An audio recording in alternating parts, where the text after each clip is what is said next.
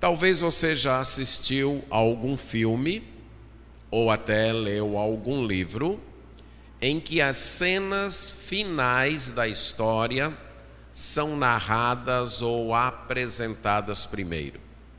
Como um filme que começa contando o fim, para depois explicar como se chegou àquele fim. Não estou muito certo, mas parece que a técnica usada para isso é de flashback, em que você apresenta o final e depois vai trazendo algumas cenas do passado para explicar o final. Na pregação de hoje à noite, nós vamos aprender sobre mais um dos perigos que a família enfrenta, tentando usar essa técnica. Vamos começar vendo como uma família terminou e tentar entender por que ela terminou daquela maneira.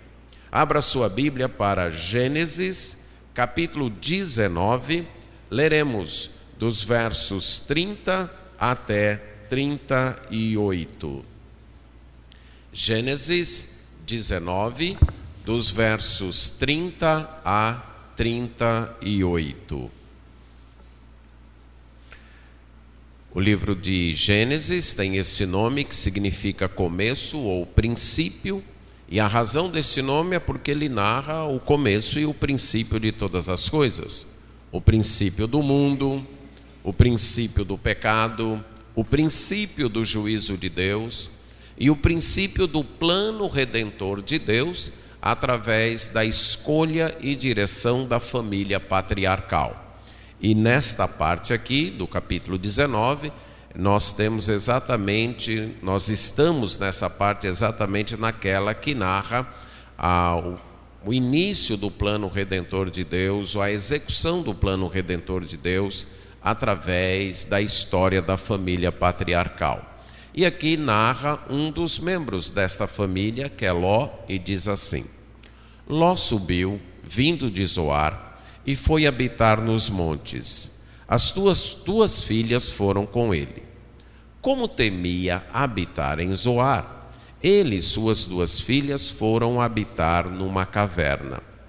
Então a primogênita disse à mais nova: Nosso pai já está velho, e não há homem nessa terra para nos possuir, segundo o costume de toda a terra. Vamos dar vinho para o nosso pai beber, e deitemo-nos com ele, para que conservemos a descendência de nosso pai. Assim, deram vinho para o pai beber naquela noite. A primogênita entrou, deitou-se com seu pai, e ele não percebeu quando ela se deitou, nem quando se levantou. No dia seguinte, a primogênita disse à mais nova: Ontem à noite eu me deitei com meu pai. Vamos dar-lhe vinho para beber também esta noite? Depois entra e deita-te com ele, para que conservemos a descendência de nosso pai. Então, tornaram a dar vinho para o pai beber naquela noite. A mais nova levantou-se, deitou-se com ele, e ele não percebeu quando ela se deitou, nem quando se levantou. Assim, as 2 filhas de Ló engravidaram do próprio pai.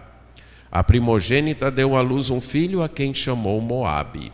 Esse é o pai dos moabitas de hoje. A mais nova também deu à luz um filho a quem chamou Ben-Ami. Este é o pai dos amonitas de hoje. Vamos orar. Pai eterno, nós te agradecemos por tua palavra e suplicamos a ação do teu Espírito Santo, iluminando a nossa mente para entendê-la. Isso nós pedimos em nome de Jesus. Amém. Como esta família terminou desta maneira? Habitando longe de tudo e de todos, habitando com medo e cometendo estes horríveis pecados.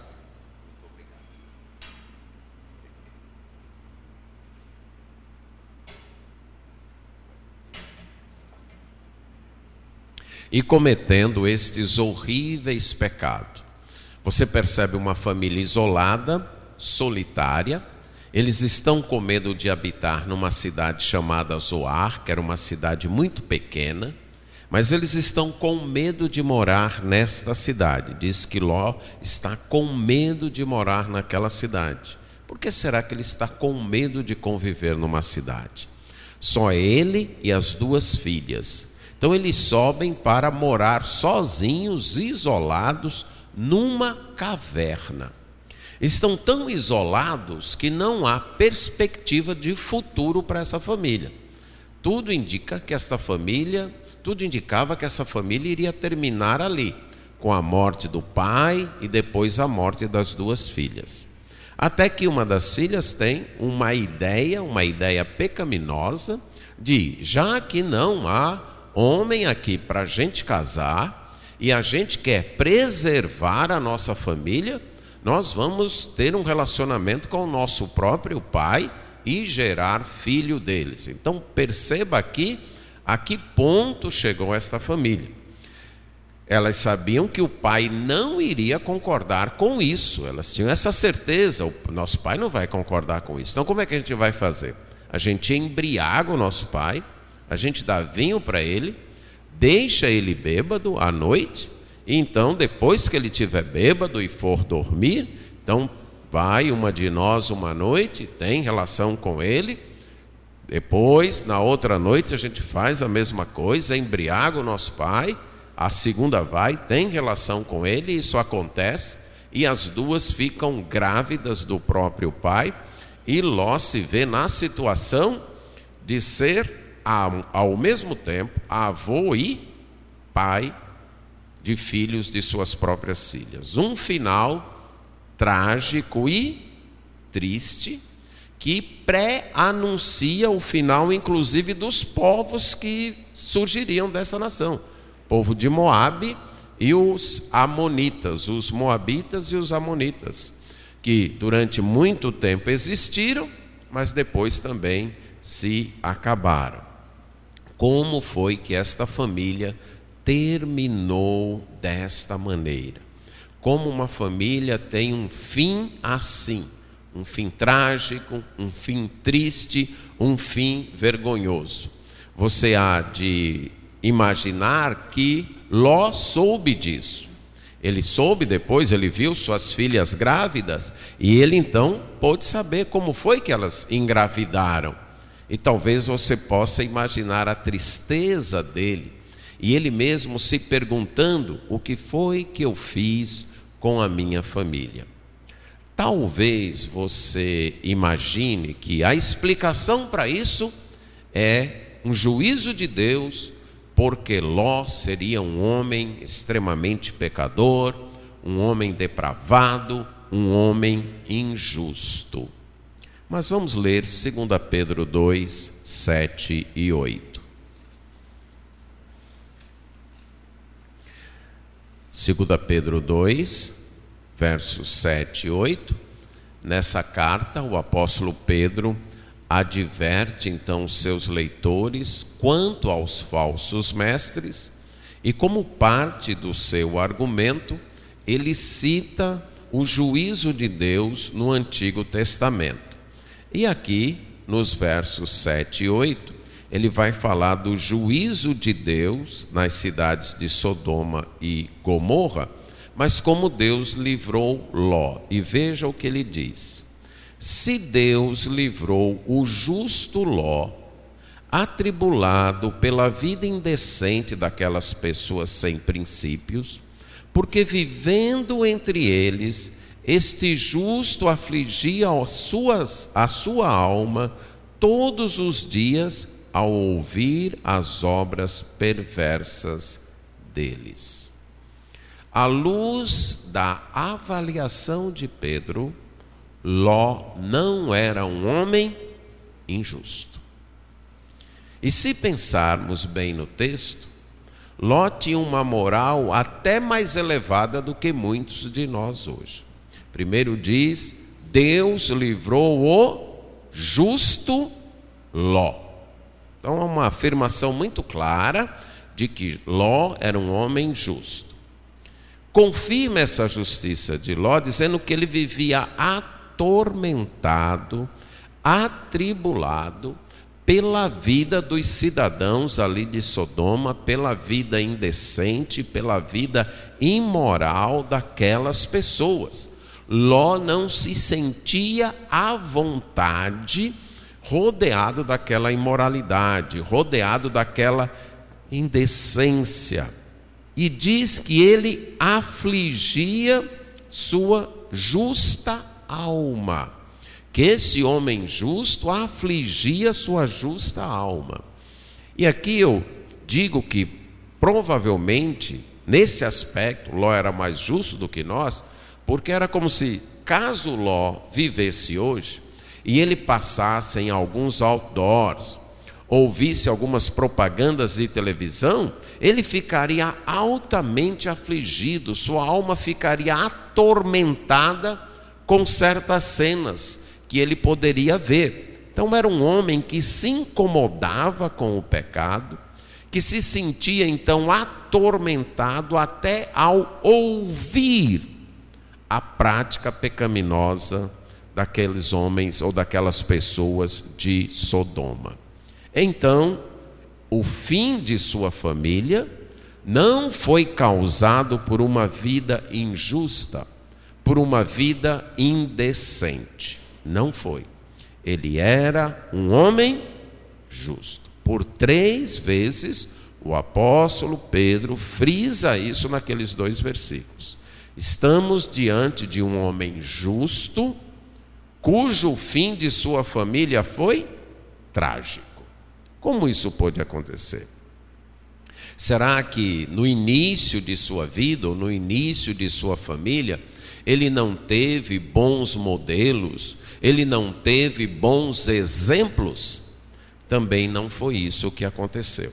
Vamos ver o início da família de Ló, lá em Gênesis capítulo 11, e nós vamos ver que a família dele começou até muito bem. Gênesis 11, vamos ler de 26 a 32. Aqui nessa parte do livro, nos é contado exatamente o início da família patriarcal, a família escolhida para ser o veículo de Deus em trazer o povo escolhido de onde viria o Messias para realizar a salvação. Então diz assim: Terá viveu 70 anos e gerou Abraão, Naor e Harã. Estas são as gerações de Terá. Terá gerou Abraão, Naor e Harã gerou Ló. Harã morreu antes de seu pai Terá, na terra do seu nascimento, em Ur dos Caldeus. Abrão e Naor tomaram mulheres para si.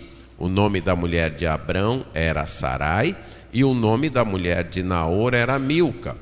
Ela era filha de Harã, pai de Milca e de Isca. Sarai era estéril, não tinha filhos. Terá tomou seu filho Abrão, seu neto Ló, filho de Harã, e sua nora Sarai, mulher de seu filho Abrão, e saiu com eles de Ur dos Caldeus, a fim de ir para a terra de Canaã. Foram até Harã e passaram a habitar ali. Os dias de Terá foram 205 anos. Terá morreu em Harã.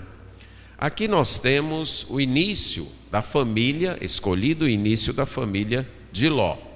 Ló então ficou órfão, mas não ficou abandonado.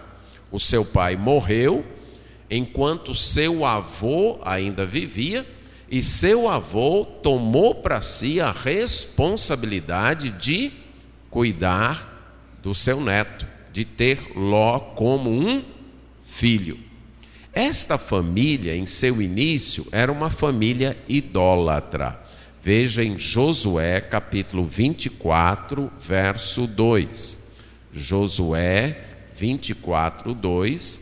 Quando Josué renova a aliança com o povo de Deus e lembra como foi o início deste povo.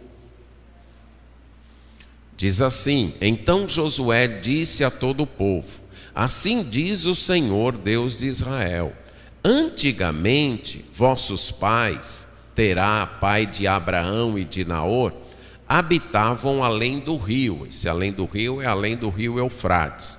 E cultuavam outros deuses. Eu, porém, tomei a vosso pai Abraão de além do rio, conduzi-o por toda a terra de Canaã e também multipliquei a sua descendência, eu lhe dei Isaque.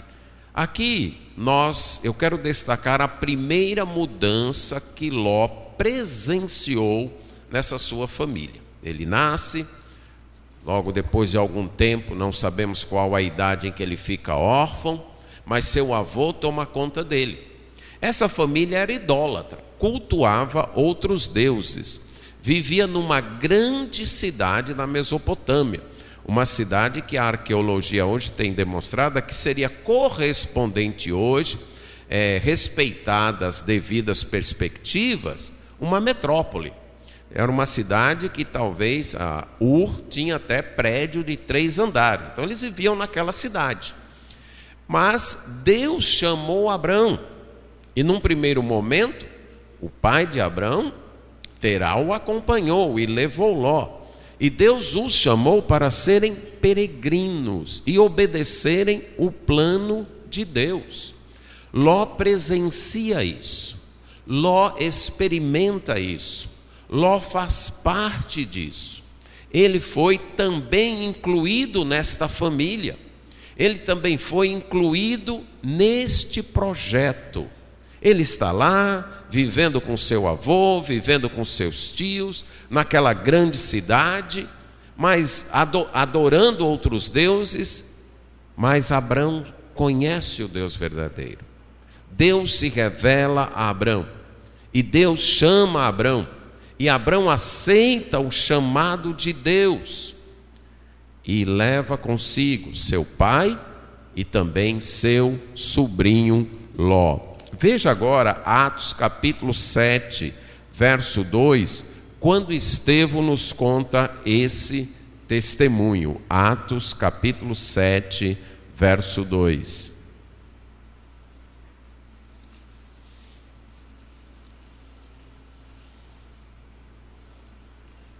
Estevão aqui sendo acusado pelos oponentes do cristianismo de falar coisa contra o templo, ele vai fazer a sua defesa num sermão em que ele prega a história da redenção desde Abraão. E nessa história da redenção ele mostra como aquele povo sempre ficou contra o plano de Deus. Mas aqui nessa parte que ele fala de Abraão, ele diz: irmãos e pais, ouvi, o Deus da glória apareceu a nosso pai Abraão quando ele estava na Mesopotâmia, antes de habitar em Harã. E disse-lhe: sai da tua terra e do meio dos teus parentes e vai para a terra que te mostrarei. Então ele saiu da terra dos caldeus e foi habitar em Harã. Depois que seu pai morreu, Deus os trouxe dali para essa terra que agora habitais. Estevão então nos mostra como foi esse processo de Abraão. Ele estava lá em Ur dos caldeus, ele era adorador de outros deuses, mas Deus se revelou a ele, Deus o chamou e ele obedeceu e veio para Harã. E Ló está acompanhando. Voltando a Gênesis, no capítulo 12, Deus então diz para Abraão: agora sai da tua terra, da tua parentela, versos 1 a 4, e vai para a terra que eu te mostrarei. De ti farei uma grande nação e te abençoarei, e engrandecerei o teu nome, e tu serás uma bênção. Abençoarei os que te abençoarem, amaldiçoarei quem te amaldiçoar, e todas as famílias da terra serão benditas ou abençoadas por meio de ti. Abraão partiu como o Senhor lhe havia ordenado, e Ló foi com ele. Abraão tinha 75 anos quando saiu de Harã. Ló experimenta todas estas mudanças na vida de sua família. Ló testemunha toda esta devoção, toda esta fé, toda esta obediência. Ló cresce e é formado num ambiente cercado pela revelação de Deus e pela resposta de fé e obediência do seu tio a esse Deus. Depois que seu avô morre, Abraão toma para si a responsabilidade de cuidar de Ló. Ele toma Ló como um filho. E Ló pode testemunhar toda esta devoção. E Ló pode ver que Abraão havia deixado a vida urbana, a vida numa grande cidade, a vida aparentemente estável e segura numa cidade, para ser um peregrino, para viver peregrinando, como vai nos dizer o autor de Hebreus, quando discorre sobre a qualidade de fé, o tipo de fé que é exigido dos cristãos, lá no capítulo 11, e capítulo 11 de Hebreus, ele diz, pela fé, verso 8, pela fé Abraão obedeceu quando foi chamado, partindo para um lugar que receberia por herança, e partiu sem saber para onde ia. Pela fé peregrinou na terra da promessa, como se fosse terra estrangeira, habitando em tendas, com Isaque e Jacó, herdeiros com ele da mesma promessa, porque ele esperava a cidade que tem fundamentos, da qual Deus é o arquiteto e construtor. Versos 15 e 16. 14 a 16, desculpe. Os que dizem tais coisas mostram que estão buscando uma pátria. E se estivessem se lembrando da pátria de onde saíram, teriam oportunidade de voltar. Mas agora almejam uma pátria melhor, isto é, a celestial. Por isso também Deus não se envergonha deles, nem de ser chamado seu Deus, porque já lhes preparou uma cidade. Ló cresceu vendo um homem agindo assim.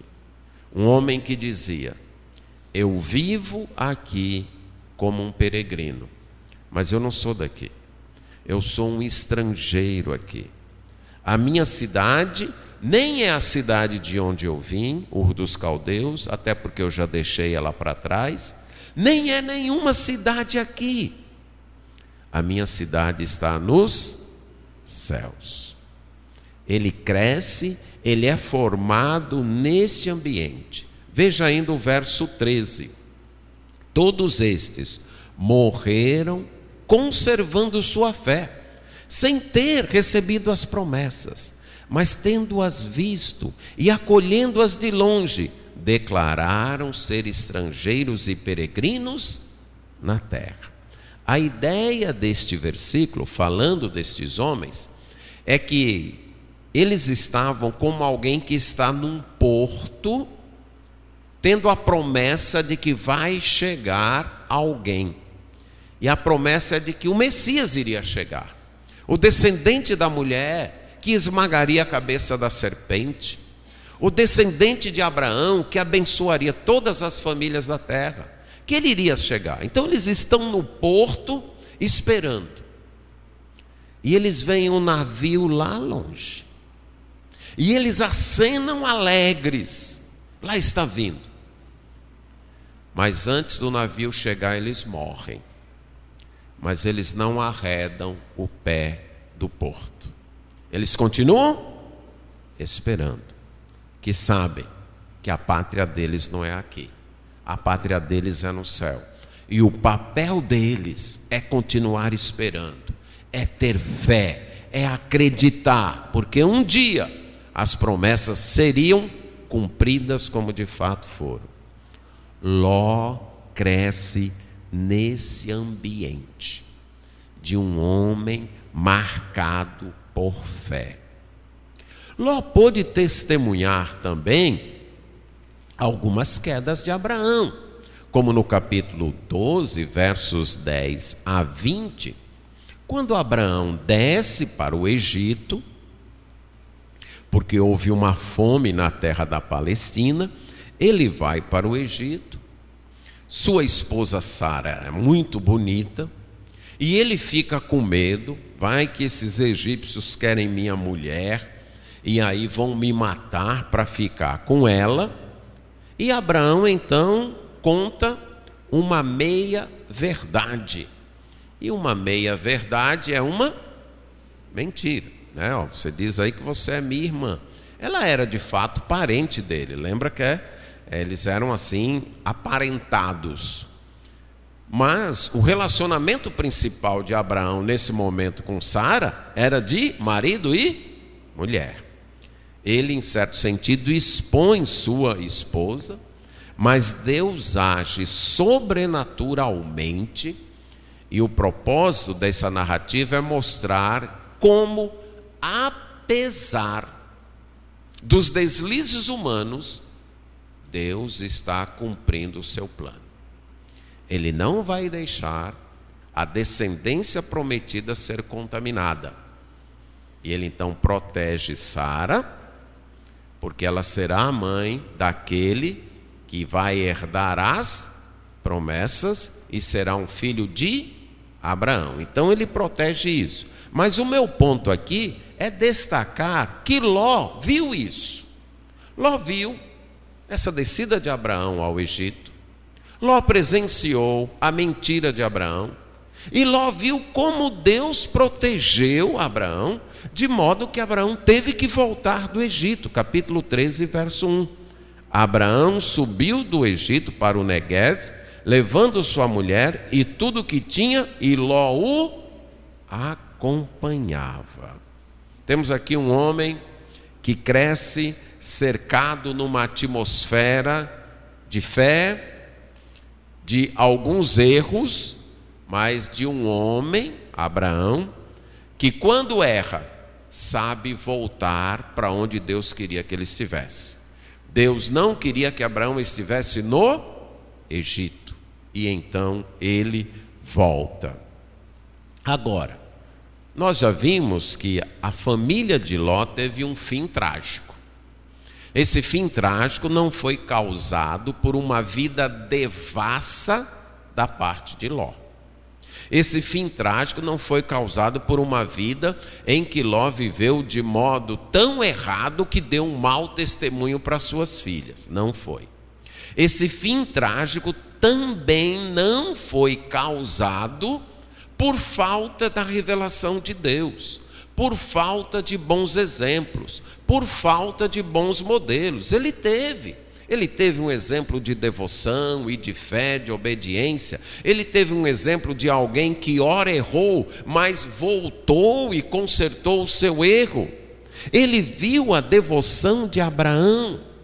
Quando ele volte ao capítulo 13, que Abraão continua suas jornadas, e verso 4, e ele vai até o lugar do altar que havia feito, e ali Abraão invocou o nome do... Ele vê isso, ele vê Abraão uma hora aí, se aperreou com a falta de comida, foi para o Egito, mentiu, mas Deus agiu e ele voltou para aqui, voltou para a terra que Deus falou que era para onde ele está, e ele foi até o altar renovar a promessa, um altar que ele já havia construído, foi lá e lá ele invocou o nome do Senhor, lá ele adorou ao Senhor, lá ele renovou sua aliança com o Senhor.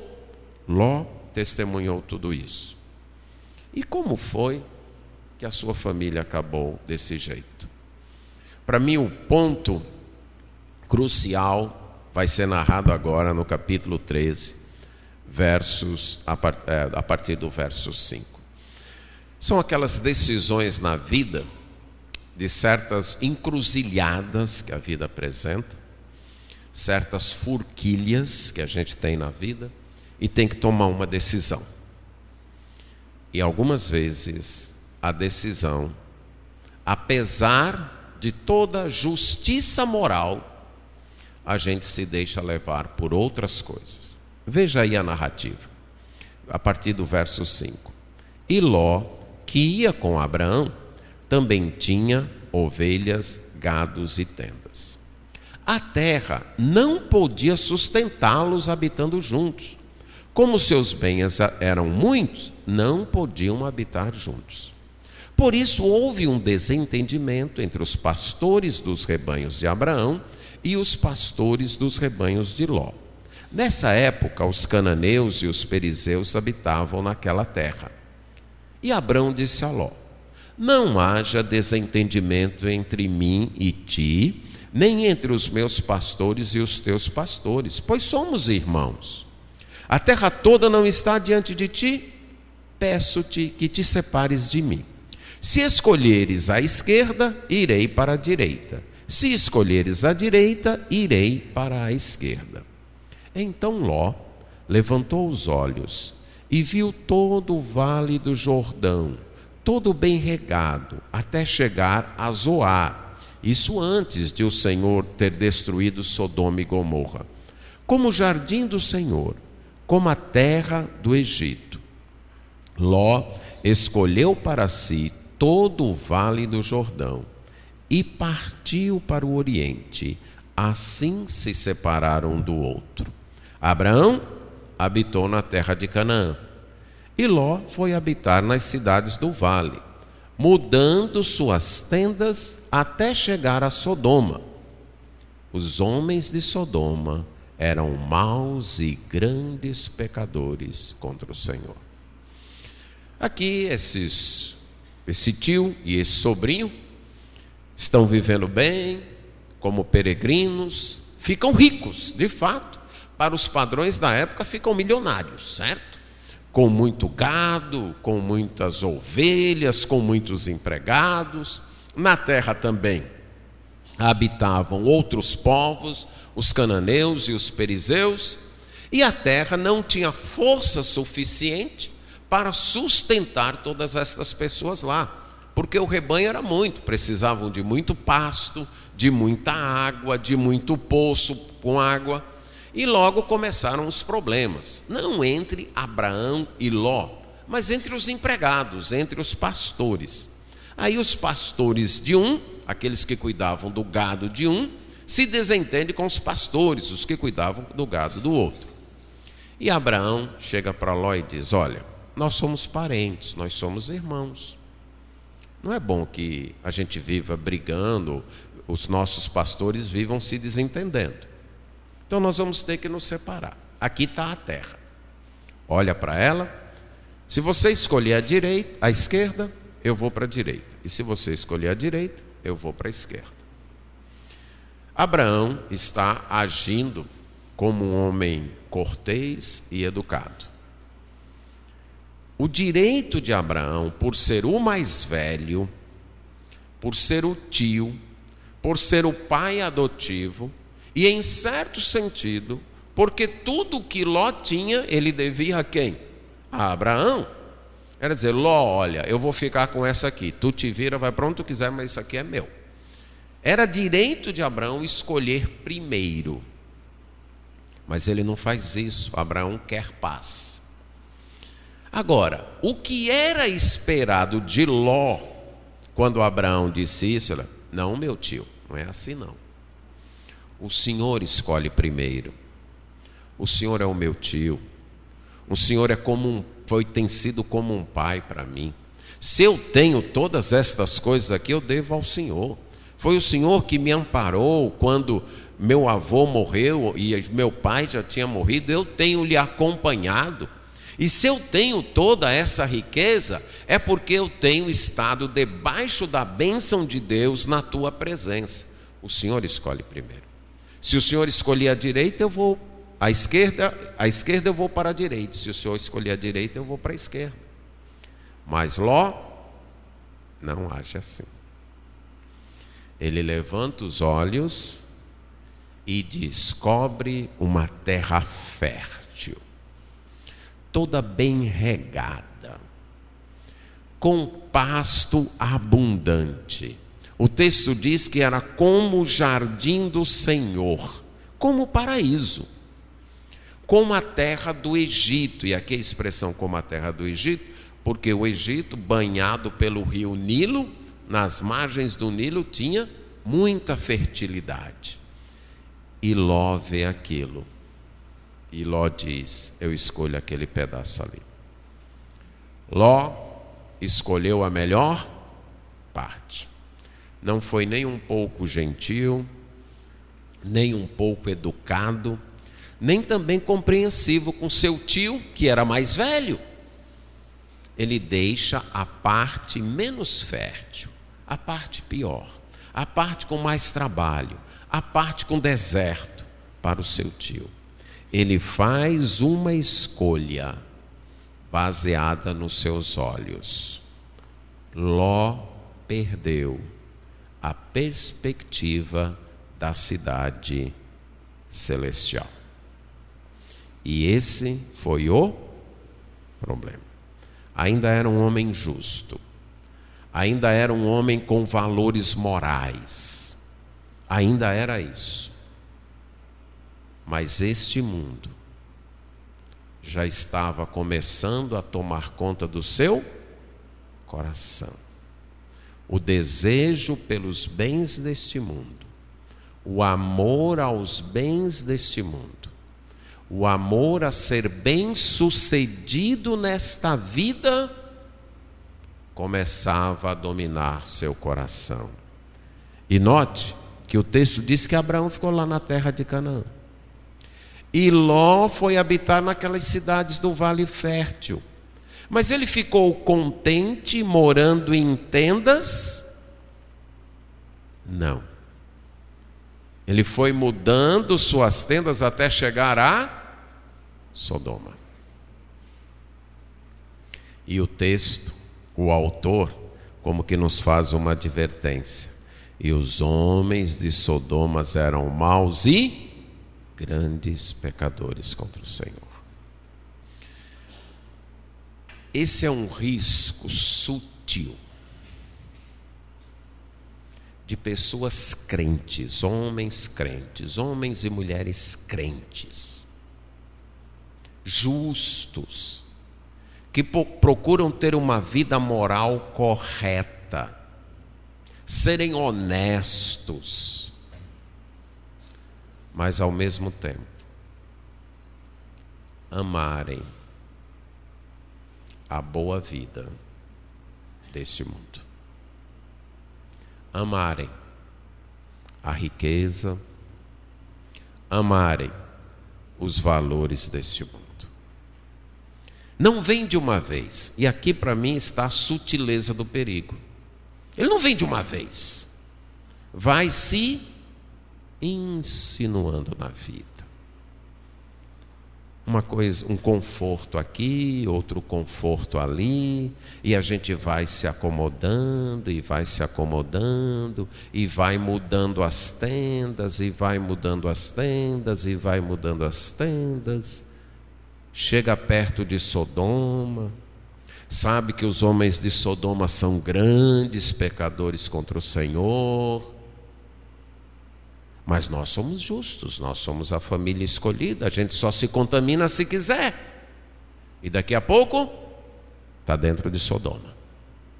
Ainda é justo, ainda se atormenta com todo aquele pecado, ainda aflige a alma. Mas o amor, a aparente estabilidade de uma cidade murada, o amor, a aparente estabilidade de uma casa que não é uma tenda, o amor a uma vida que não é mais de peregrino, a uma vida que parece estável, pouco a pouco se instala no coração. A moralidade é mantida, a justiça é mantida, mas o coração, em termos de devoção, já está dividido. Já está enamorado com o mundo.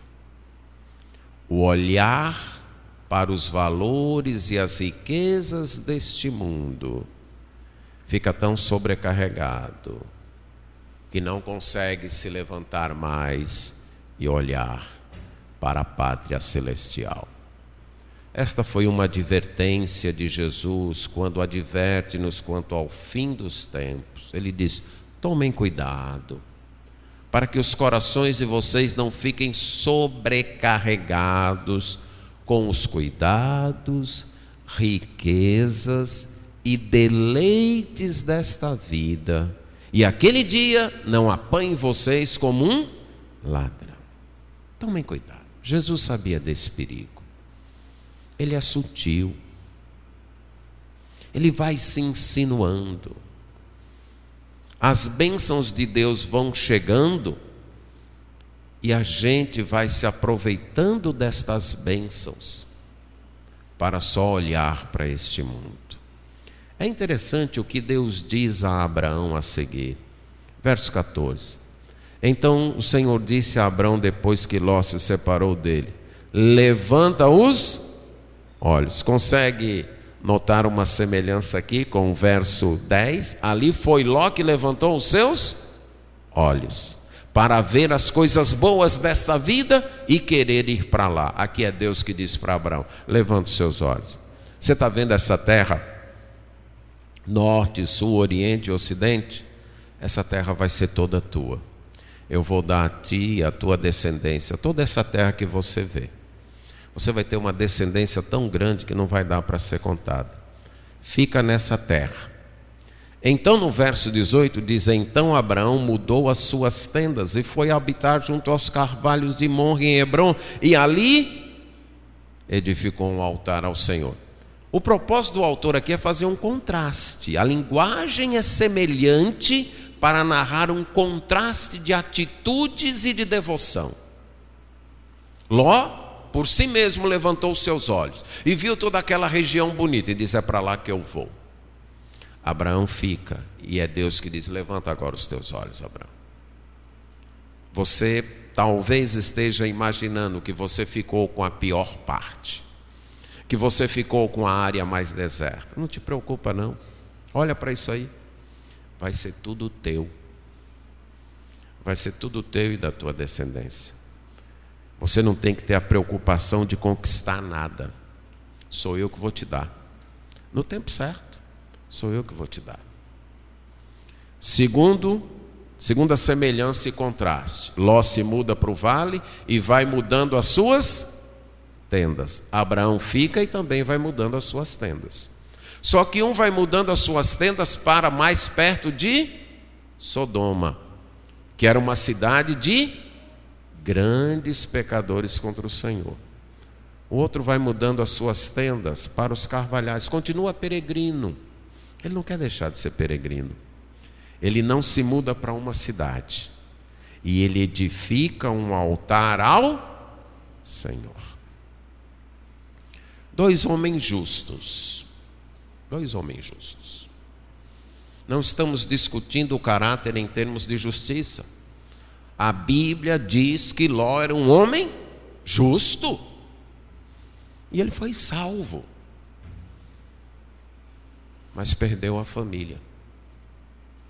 E esse é o ponto que eu quero destacar aqui. E perdeu a família não por causa de injustiça no seu coração, não por causa de imoralidade, não por causa de uma vida devassa. Perdeu a família por amar mais os bens deste mundo do que as promessas de Deus. Perdeu a família por amar mais o conforto deste mundo do que a vida de ser um peregrino como Deus queria dele. É interessante que Deus dá uma advertência a Ló. No capítulo 14, nós não vamos discorrer sobre todo o capítulo, nos narra uma guerra de 4 reis contra 5. E nessa guerra, os reis vencem o rei de Sodoma. Vejam no verso 12. Versos 11 e 12. Os vitoriosos tomaram todos os bens de Sodoma e Gomorra, com todo o seu mantimento, e se foram. Tomaram também Ló, filho do irmão de Abraão, que habitava em Sodoma, juntamente com seus bens, e o homem que havia desejado e escolhido a melhor parte, de repente fica sem nada, até sem sua própria liberdade, é levado como escravo. O homem que achava que talvez agora eu estou morando numa cidade, e é uma cidade murada, aqui é mais seguro. Já meu tio, coitado, ficou lá no deserto, à mercê lá dos ataques. Eu acho que ele não está tão seguro assim não. O homem que se achava seguro, de repente, não tem nada mais. Tudo é roubado, até sua própria vida. Deus está querendo falar com Ló. É interessante que quem é que salva Ló disso? Abrão. Diz que um homem que havia escapado foi e contou para Abrão. Aí verso 13. Verso 14 agora. Quando Abrão soube, pegou 318 homens bem treinados e perseguiu os reis até Dan. Ele e seus servos, divididos em grupos, atacam de noite. E aí ele trouxe de volta todos os seus bens, juntamente com seu parente Ló, com os bens dele e também as mulheres do povo. Para mim isso eleva muito o caráter de Abraão, concorda comigo? Ló fez a escolha dele, foi para Sodoma, se deu mal, paciência, azar dele. Não fui eu que mandei Ló para Sodoma, eu até dei a chance de ele escolheu ir para lá, agora paciência. Eu é que não vou me arriscar.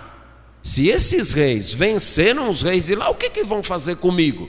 Mas essa é a atitude de Abraão. O senso de responsabilidade com seu sobrinho continua. Ele vai, se arrisca. Com certeza o seu exército era bem menor do que o do exército daqueles 4 reis. Mas ele vai, se arrisca e com a bênção de Deus salva seu sobrinho. Você pode ter certeza que Abraão só fez isso por causa de Ló. Ele não estava interessado nos bens de Sodoma, e isso fica claro. Quando o rei de Sodoma vem e diz, olha, você pode ficar com o que você quiser. Abraão, não quero nada. Eu não quero nada. Os bens aí ficam para você. Verso 23, eu não quero nem um cordão, nem uma correia de sandália. Eu não quero nada. Os homens que foram comigo tiveram suas despesas, trate aí com eles, mas eu não quero nada. Ló viu isso? Viu. Ló percebeu que o lugar que ele morava não era um lugar seguro? Percebeu. Percebeu que a bênção estava com Abraão? Percebeu. Ló poderia ter dito o quê? Meu tio, eu prefiro ficar sem nada, mas eu quero morar com o Senhor. Eu quero viver com o Senhor, eu quero essa bênção. Eu não quero estar mais em Sodoma. A vida em Sodoma é muito perigosa. Mas quando o amor aos bens deste mundo se instala, ele nos cega. E a parte final, agora no capítulo 19, isso vai ficar muito claro. O capítulo 19 fala dos 2 anjos, verso 1, que chegaram a Sodoma no fim da tarde. E Ló estava sentado à porta de Sodoma quando os viu. Levantou-se para recebê-los e prostrou-se com o rosto em terra. O fato de Ló estar sentado no portão da cidade significa que Ló já era uma autoridade em Sodoma, uma espécie de juiz, se fosse hoje um vereador. E isso vai ficar claro numa palavra que os cidadãos de Sodoma vão dirigir a ele mais na frente. Ló estava ali entre os homens que administravam a cidade, porque eram no portão da cidade. A praça da cidade ficava depois do portão principal, onde ficariam os prédios administrativos. Se fosse hoje, uma cidade murada. Depois do principal portão ficaria a prefeitura, o cartório, a delegacia, o tribunal, tudo isso ficaria naquele portão. E os homens que se assentavam ali no portão era o conselho da cidade, a câmara da cidade, estavam ali para discutir os problemas. E eles eram responsáveis pela hospitalidade na cidade. Alguém só teria o direito de ultrapassar aquela primeira parte do portão para dentro da cidade se alguns daqueles homens se responsabilizassem e o recebessem como hóspede. E é isso que Ló faz. Ele se levanta, se prostra diante daqueles visitantes, que eram 2 anjos, mas ele não sabia, e ele diz: olha, peço que vocês sejam meus hóspedes, que vocês entrem na casa do vosso servo, passem a noite, lavem os pés, e de madrugada vocês continuam o caminho de vocês. Aí os 2 anjos, que aparecem como seres humanos normais, dizem: não, nós não vamos não. Mas Ló insiste, e eles acompanham e entram ali na casa de Ló. E Ló então oferece um banquete, pão sem fermento, e eles comem. Ló age como um homem justo, um homem correto. Mas antes que eles se deitassem, os homens da cidade cercam a casa de Ló, desde o mais moço até o mais velho. Verso 5, chegam para Ló e dizem: cadê aqueles 2 hóspedes que você recebeu? Traze-os aqui que nós vamos abusar deles. Esta era a cidade que Ló escolheu para criar sua família. Ele não precisava disso, lembre-se disso. Foi uma escolha, ele não precisava. Ele poderia continuar vivendo como um peregrino no deserto. Ele não precisava disso. Aí ele sai para falar com eles, ele tenta argumentar com estes homens.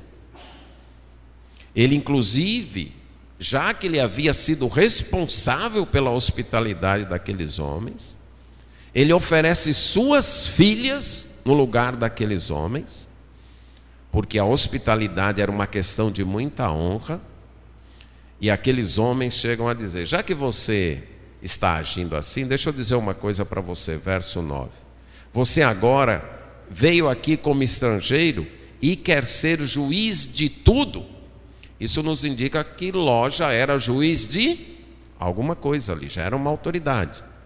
Pois nós vamos fazer com você pior do que a gente faria com eles. E eles avançam contra Ló. Mas os hóspedes, que eram anjos e Ló não sabia, puxam Ló para dentro, fecham a porta e deixam aqueles homens cegos. Aí no verso 12 eles dizem para Ló: você tem mais alguém aqui? Você tem genros, tem filhos, filhas? Pois tira todos daqui. Verso 13. Porque nós vamos destruir esse lugar, porque o clamor contra ele tem crescido muito diante do Senhor, e foi o Senhor quem nos mandou para destruir. Eu quero que você pense aqui comigo. Mesmo que os anjos não tivessem dito isso, mas você mora numa cidade onde você oferece hospitalidade para 2 pessoas. À noite os habitantes da cidade chegam com essa proposta e você não cede, eles resolvem atacar você. Você é salvo milagrosamente do ataque.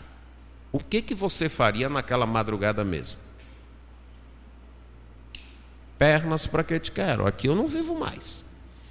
Eu vou embora e vou embora com a minha família. Mas além disso, os anjos dizem o que para Ló? Sai, porque Deus vai destruir esta cidade. Sai daqui, pega as tuas filhas, pega os teus genros e vai embora daqui. Aí Ló saiu, falou com os genros, que ainda eram noivos de suas filhas. Diz: olha, vamos sair daqui porque o Senhor vai destruir. Mas os genros acharam o quê? Isso é uma piada, você está brincando com a gente. Verso 14. Mas mesmo que os genros não quisessem sair, o que Ló deveria ter feito?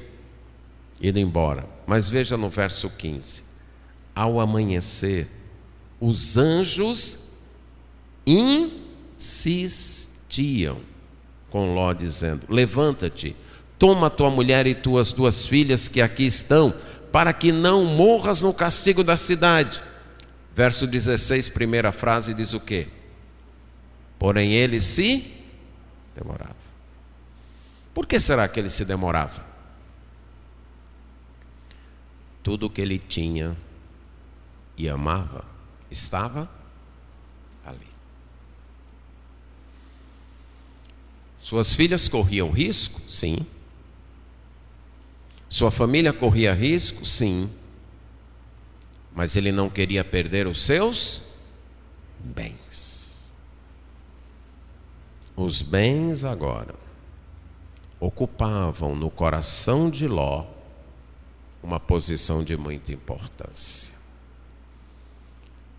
Quando os bens materiais se tornam mais importantes do que nossa família, por mais justiça e moralidade que haja em nosso coração, nós corremos seríssimos riscos de perder nossa família.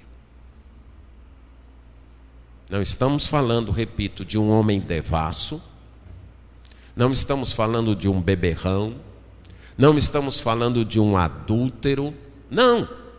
Estamos falando de um homem justo, que inclusive condenava e se atormentava com a imoralidade, mas era incapaz de sair dali e criar sua família noutro lugar, mesmo sabendo do tormento que sentia no seu coração. Por quê?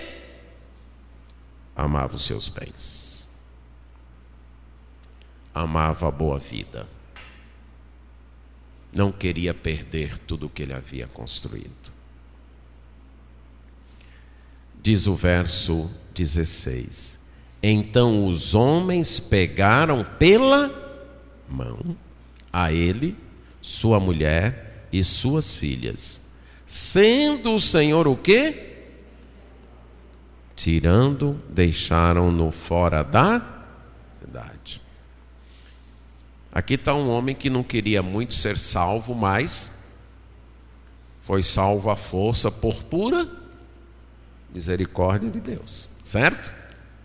Aqui está um exemplo claro de um Deus agindo contra a vontade humana. Pega pela mão e bota para fora da cidade. Ele, sua mulher e suas filhas. Por que tiveram que fazer isso?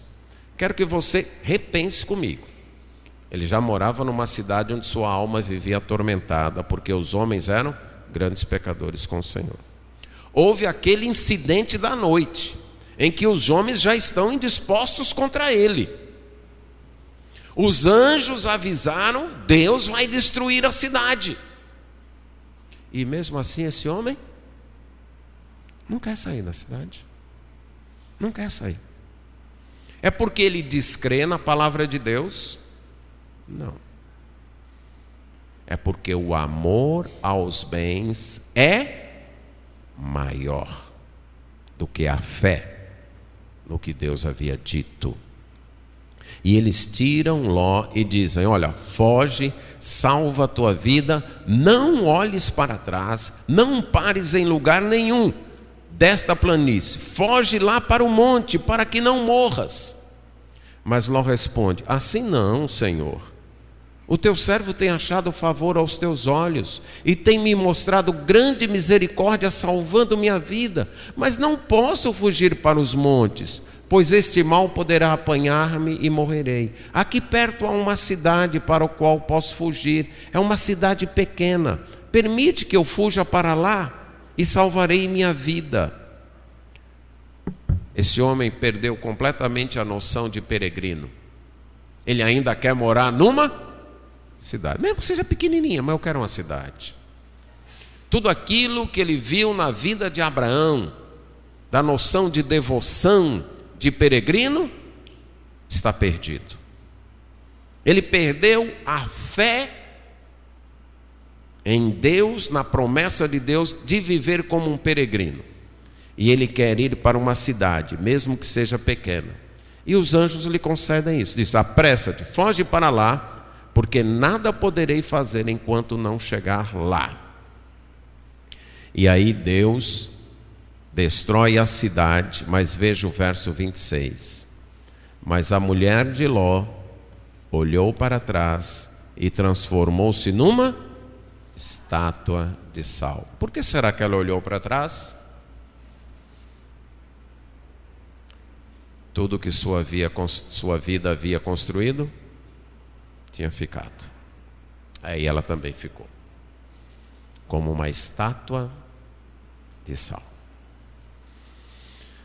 Uma vez eu presenciei uma festa de aniversário de um irmão e que eu achei muito interessante as palavras dele.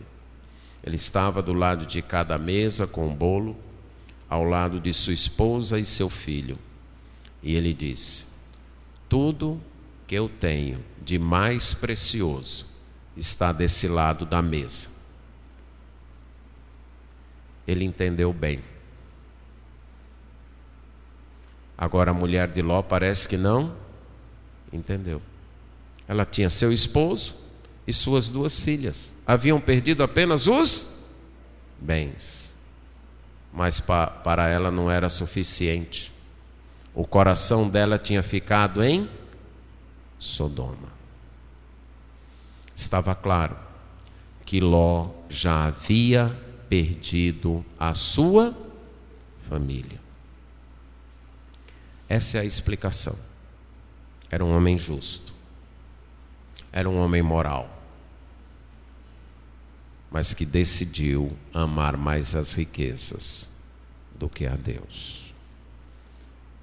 A verdade, ou o que aconteceu com Ló, pode acontecer comigo e com você. Sermos religiosos, estarmos na igreja, sermos pessoas honestas, sermos pessoas de moralidade, uma moralidade até alta, brigarmos pelos valores morais, defendermos os valores morais, nos posicionarmos contra a injustiça, fazermos valer nossa palavra, nossa honra, e ainda assim amar os bens deste mundo. Teremos a salvação por confiarmos em Cristo, mas corremos o risco de perder nossa família.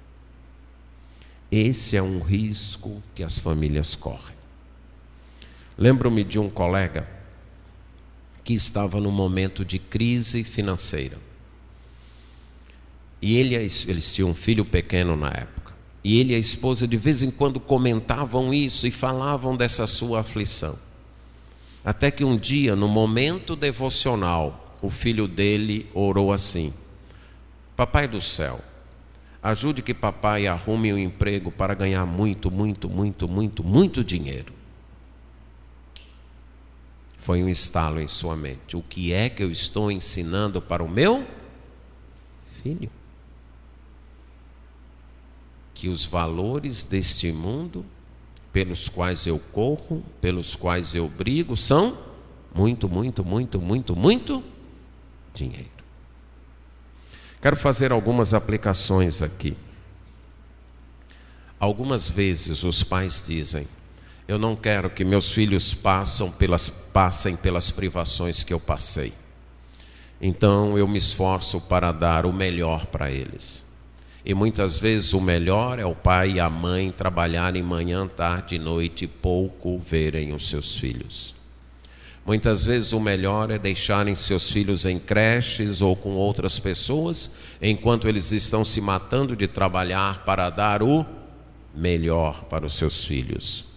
Nos domingos levam à igreja, na escola dominical, e confiam que isto seja suficiente para suprir toda a necessidade espiritual dos seus filhos.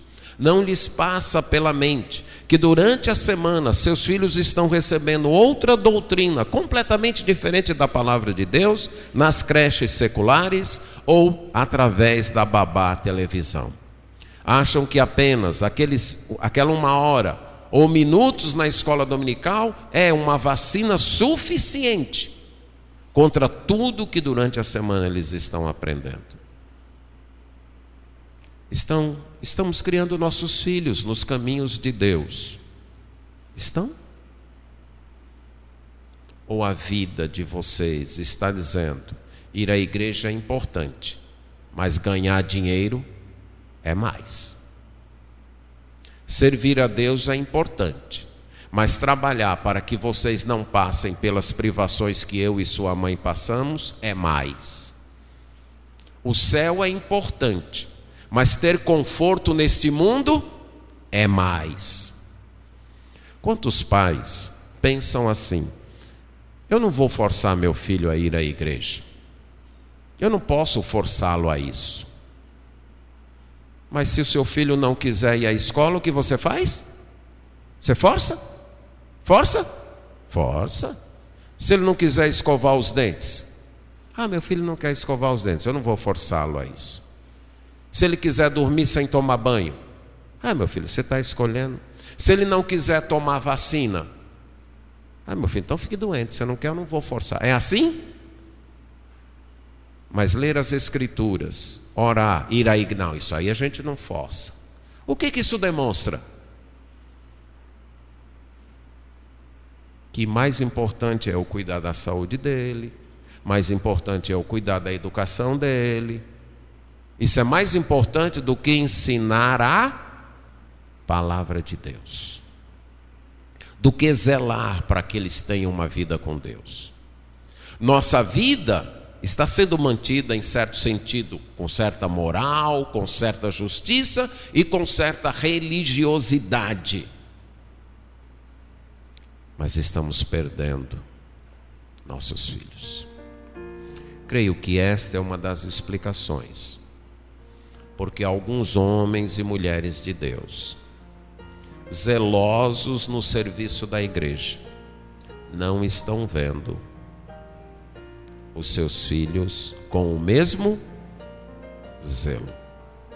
Não foi um erro aberto, não foi um escândalo, não foi uma vida devassa, não foi uma embriaguez, não foi um adultério. Foi um perigo sutil, confortável, agradável, de querer que meus filhos tenham neste mundo uma vida melhor do que a que eu tive, mesmo que isso corra o risco de perderem a vida eterna. Por mais bem-sucedido que nossos filhos sejam aqui, se ao morrerem eles forem para o inferno, irmãos, de nada valeu. Eles podem terem passados em 1000 concursos, 1000 vestibulares, terem tido uma saúde de ferro, brilharem neste mundo, mas se eles não conhecerem Cristo como Senhor e Salvador, se eles não tiverem olhos para o céu, podemos até ter salvo nossa alma, mas perdemos nossos filhos. Esse é um grande e sutil perigo que nesse mundo materialista e consumista nós enfrentamos. Que Deus nos guarde disso. Amém.